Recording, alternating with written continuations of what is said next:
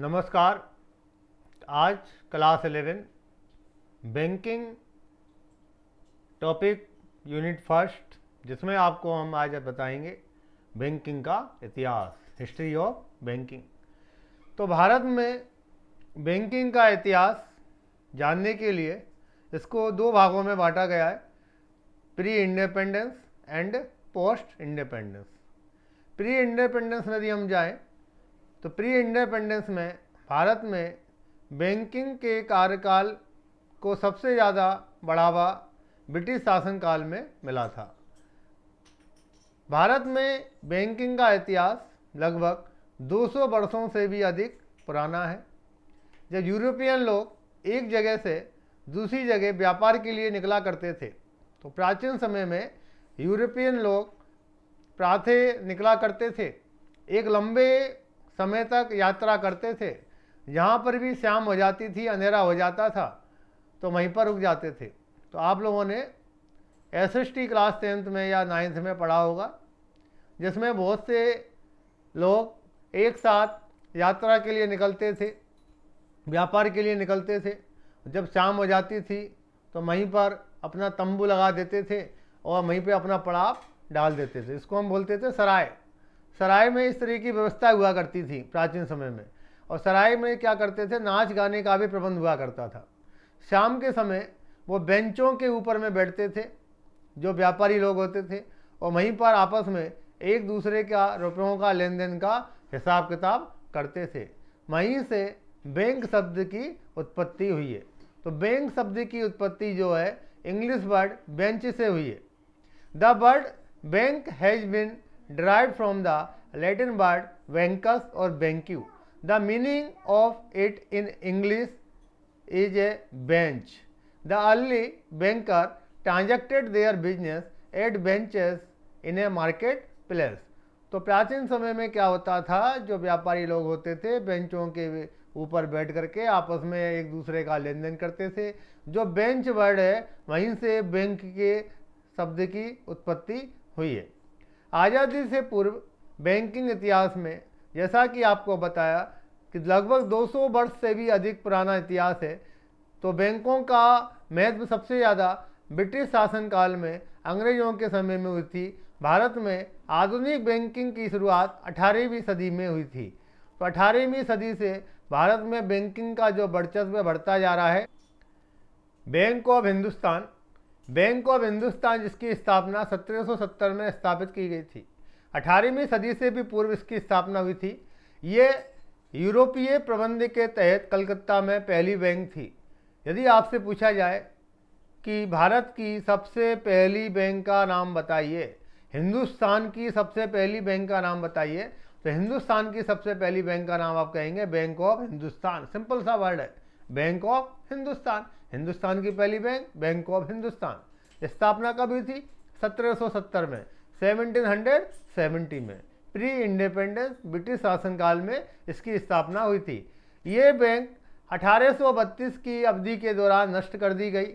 इस बैंक का कार्यकाल 1832 में समाप्त हो गया। भारत के जनरल बैंक 1786 में इसकी स्थापना की गई।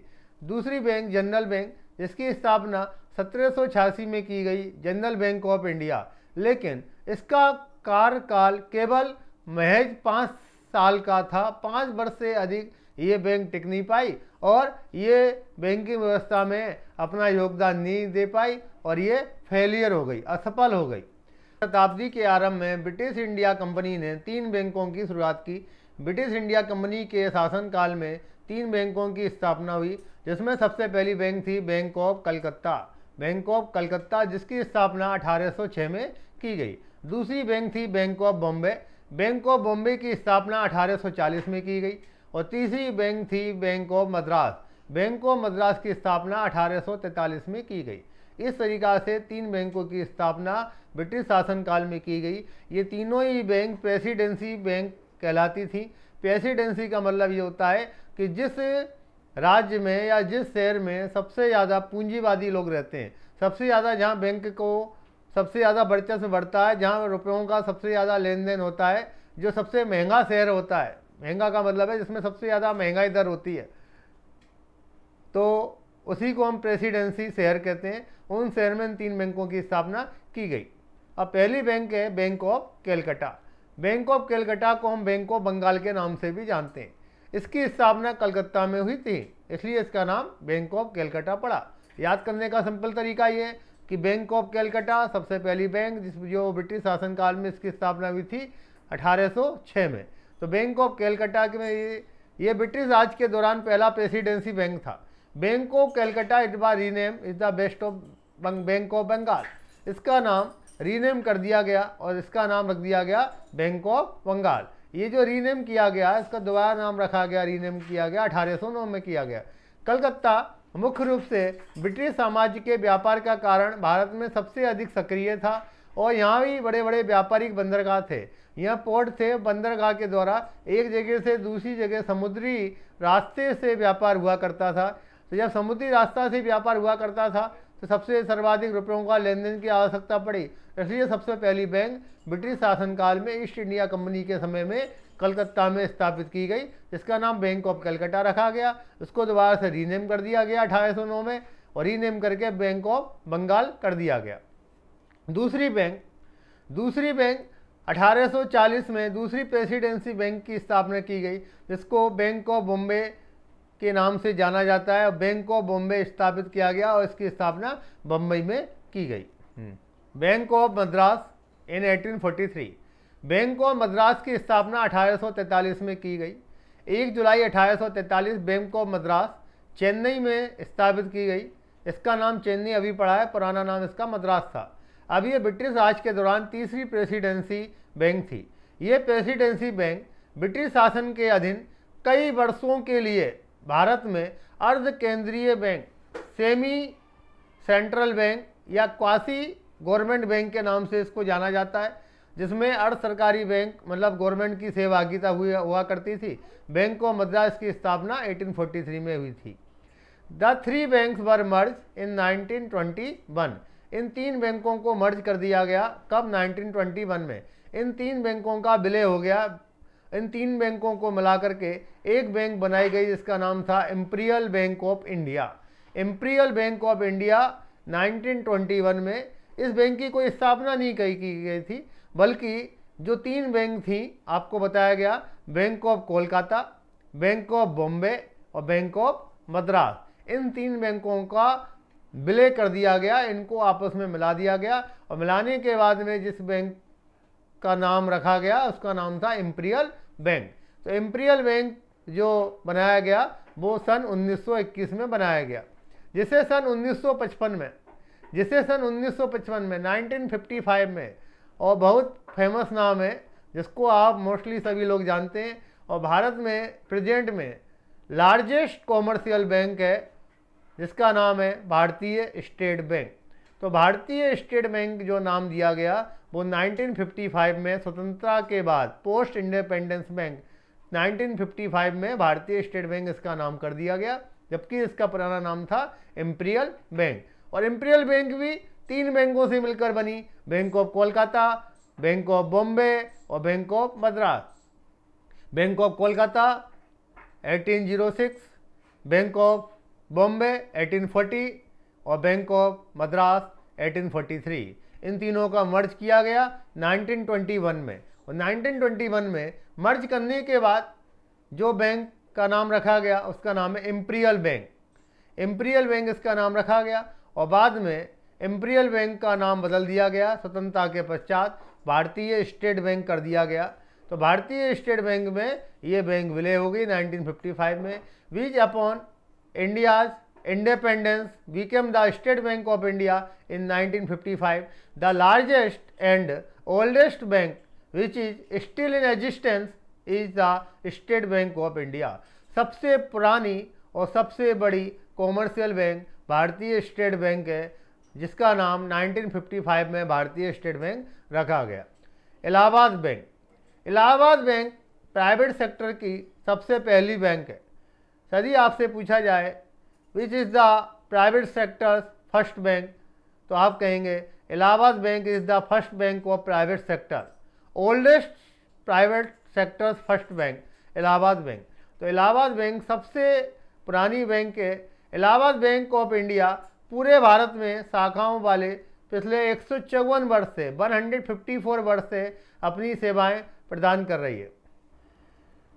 पंजाब नेशनल बैंक अविभाजित भारत के लाहौर शहर में अविभाजित भारत अनडिवाइडेड इंडिया 1895 में 1895 में लाहौर शहर में इसकी स्थापना की गई। पंजाब नेशनल बैंक को ऐसा पहला भारतीय बैंक होने का गौरव प्राप्त हुआ जो पूर्णतः भारतीय पूंजी के ऊपर आधारित था। पंजाब नेशनल बैंक का राष्ट्रीयकरण 13 अन्य बैंकों के साथ जुलाई 1969 में हुआ। तो जुलाई 1961 में भारतीय सरकार ने 14 बैंकों का राष्ट्रीयकरण किया, जिसमें पंजाब नेशनल बैंक भी शामिल है। सेंट्रल बैंक ऑफ इंडिया पहले भारतीय वाणिज्य बैंक कॉमर्शियल बैंक जो पूर्ण स्वामित्व फुली ओन्ड कंपनी भारतीय कंपनी अधिनियम के अंतर्गत स्थापना की गई। सेंट्रल बैंक ऑफ इंडिया जिसकी स्थापना 1911 में की गई। सेंट्रल बैंक ऑफ इंडिया ने भारत की पहली बार सही मायने में स्वदेशी बैंक के नाम से इसको जाना गया, जिसमें फुली ओन्ड कॉमर्शियल बैंक जो इंडियन लोगों के द्वारा मैनेज किया गया और भारतीय लोगों के द्वारा इसकी स्थापना की गई। Imperial bank of India imperial bank of India came into existence on 27 जनवरी 1921। जैसा कि आपको बताया कि 3 bank presidency bank of Kolkata, bank of Bombay और बैंक ऑफ मद्रास, ये तीनों प्रेसिडेंसी बैंक का मर्ज कर दिया गया और मर्ज करने के बाद जो बैंक बनाई गई वो थी इंपीरियल बैंक। 27 जनवरी 1921 को इंपीरियल बैंक ऑफ इंडिया अस्तित्व में आई and amalgamation of this presidency bank into a single bank entity. The presidency bank were the bank of Bengal stabilized in 2 June 1806, bank of Bombay 1840, bank of Madras 1843। The Imperial Bank was 80% privately owned while the rest were owned by the state। तो जो imperial bank है इसमें 80% capital पूंजी निजी लोगों की लगी हुई थी और 20% जो पूंजी थी, जो रुपया इन्वेस्ट किया गया था, वो स्टेट के द्वारा, शासन के द्वारा, सरकार के द्वारा लगाया गया था।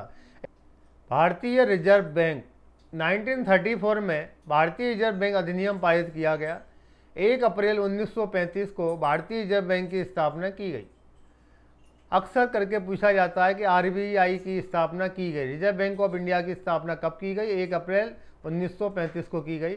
यह भी स्वतंत्रता से पूर्व भारतीय रिजर्व बैंक की स्थापना कर दी गई थी। The reserve bank of India was founded on 1 April 1935 to respond to economic troubles after the first world war. तो जो प्रथम विश्व युद्ध हुआ था हमारे यहाँ, प्रथम विश्व युद्ध होने के बाद में तो देश में वित्तीय संकट आ चुका था और वित्तीय संकट को दूर करने के लिए एक ऐसी बैंक की स्थापना की जाने का पर्पज था कि जो भारतीय मुद्रा के ऊपर, इंडियन करेंसी के ऊपर आधारित हो और विश्व युद्ध के बाद जो आर्थिक संकट हुआ, जो वित्तीय हानि हुई, इसके खमियाजा को दूर करने में सहायक बन सके। For many years the presidency bank had act A quasi central bank. कई वर्षों तक रिजर्व बैंक ऑफ इंडिया ने अर्ध सरकारी बैंकों के रूप में कार्य किया एंड डिड देयर सक्सेस, और वो सफल भी रही।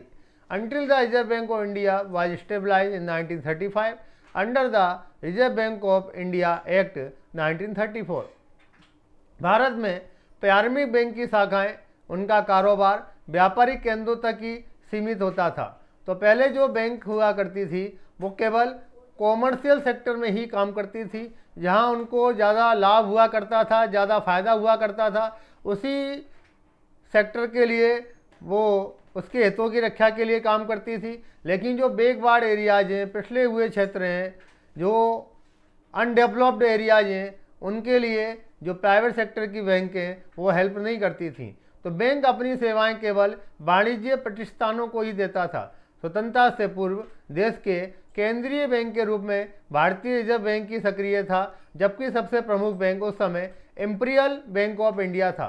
उस समय भारत में 3 तरह के बैंक कार्य करते थे: भारतीय अनुसूचित बैंक, इंडियन शेड्यूल बैंक, गैर अनुसूचित bank, non schedule bank and विदेशी अनुसूचित बैंक, फॉरेन शेड्यूल बैंक।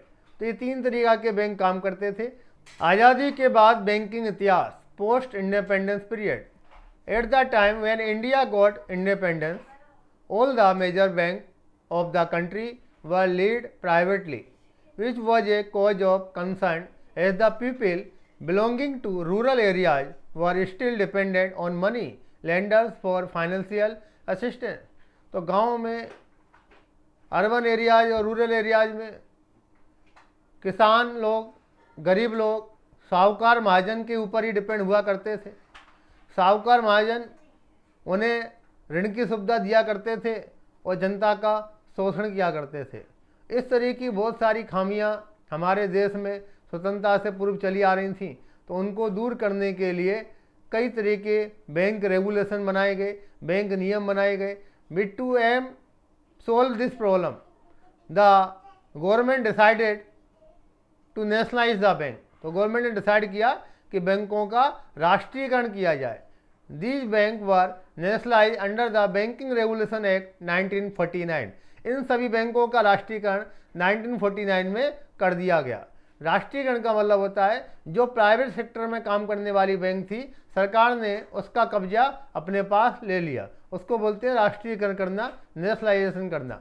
जो हमारे नेशन के फायदे में रहे, फेवर में रहे, तो उसके लिए सरकार समय समय पर प्राइवेट सेक्टर को जो है प्राइवेटाइजेशन को नेशनलाइजेशन करने का विकल्प लेती है और करती भी है। Where is the reserve bank of India was nationalise in 1949। स्वतंत्रता के उपरांत भारतीय रिजर्व बैंक को केंद्रीय बैंक का दर्जा मिला, centralize bank of India, central bank of India. तो central bank of India is the reserve bank of India, जिसको हम बैंकों का बैंक भी बोलते हैं, बैंकर्स बैंक। जितने भी पब्लिक का रुपया बैंक में जमा होता है, बैंकों का रुपया जिस बैंक में जमा होता है, जितनी भी बैंक है वो भी अपना रुपया जमा करती हैं, तो वो रुपये जमा करती हैं रिजर्व बैंक ऑफ इंडिया में, इसलिए इसका नाम पड़ा बैंकर्स बैंक। इसको सरकारी bank central bank of India भी कहते हैं। सरकार का बैंक क्या है? सरकार का bank reserve bank of India है। तो स्टेट गवर्नमेंट और सेंट्रल गवर्नमेंट, केंद्र सरकार और राज्य सरकार, वो अपना रुपया रिजर्व बैंक ऑफ इंडिया में जमा करती है और आवश्यकता करने पर रिजर्व बैंक ऑफ इंडिया से लोन भी लेती है। सभी प्रकार की मौद्रिक नीतियों को तय करने का अधिकार, मॉनेटरी पॉलिसी बनाने का अधिकार आरबीआई को है। तो आरबीआई एक ऐसी संस्था है, रिजर्व बैंक ऑफ इंडिया एक ऐसी संस्था है जो बैंकों के लिए नीति और नियम, रूल्स, रेगुलेशन, पॉलिसी तैयार करती है और जितनी भी बैंक हैं उनको उन सब पॉलिसी को फॉलो करना पड़ता है। Nationalisation of bank. भारत में बैंकों का राष्ट्रीयकरण 19 जुलाई 1969 को किया गया।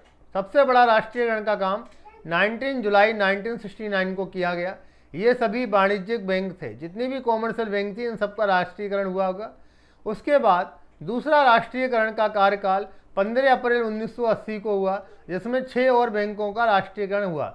इस प्रकार से कुल 20 बैंकों का राष्ट्रीयकरण किया गया, लेकिन प्रेजेंट में 19 बैंक की नेशनलाइजेशन बैंक प्रेजेंट में काम कर रही हैं। उनमें से भी बहुत सी बैंकों का विलय हो चुका है। अब कुल हमारे देश में सिर्फ 12 बैंक बची हुई है जो पब्लिक सेक्टर में काम करती है।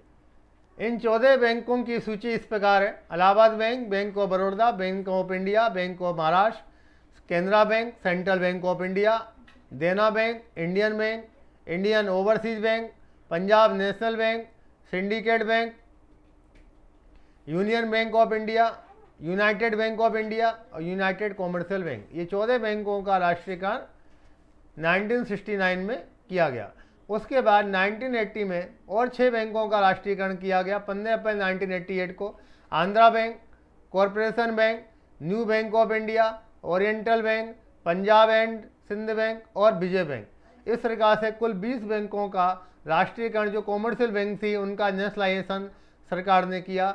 पहला नेशनलाइजेशन 1969 में 14 बैंकों का किया गया। उसके बाद अगले 6 बैंकों का राष्ट्रीयकरण नेशनलाइजेशन जो है 1980 में किया गया। कुल 20 बैंकों का राष्ट्रीयकरण हुआ। उसी समय एक बैंक मर्ज हो चुकी थी, तो इस प्रकार से टोटल 19 बैंकों का राष्ट्रीयकरण माना गया। Apart from the above mention 20 banks, there were 7 subsidiary of SBI.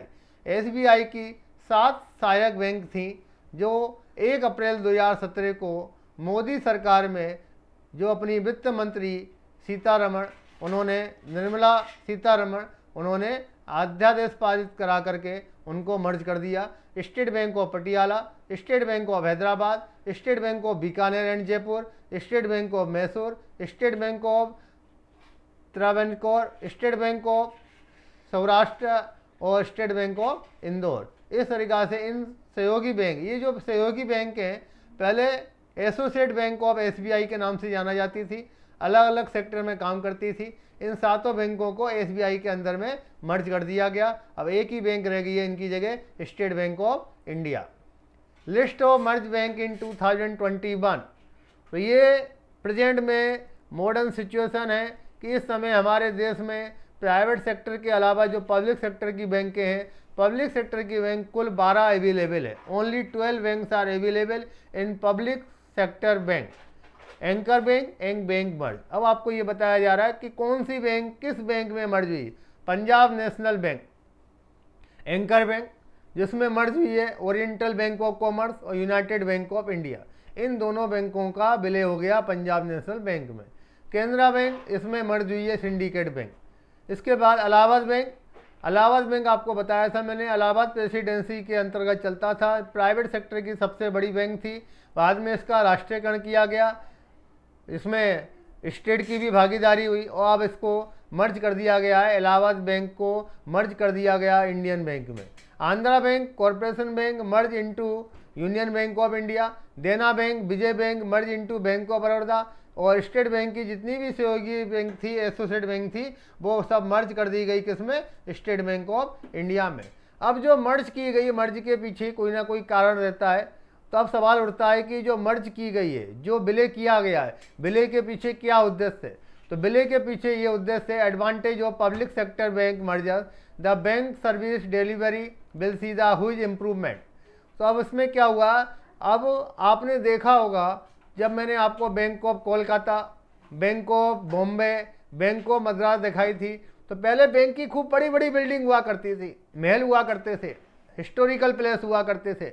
उन ऐतिहासिक इमारतों में बैंक की स्थापना हुआ करती थी।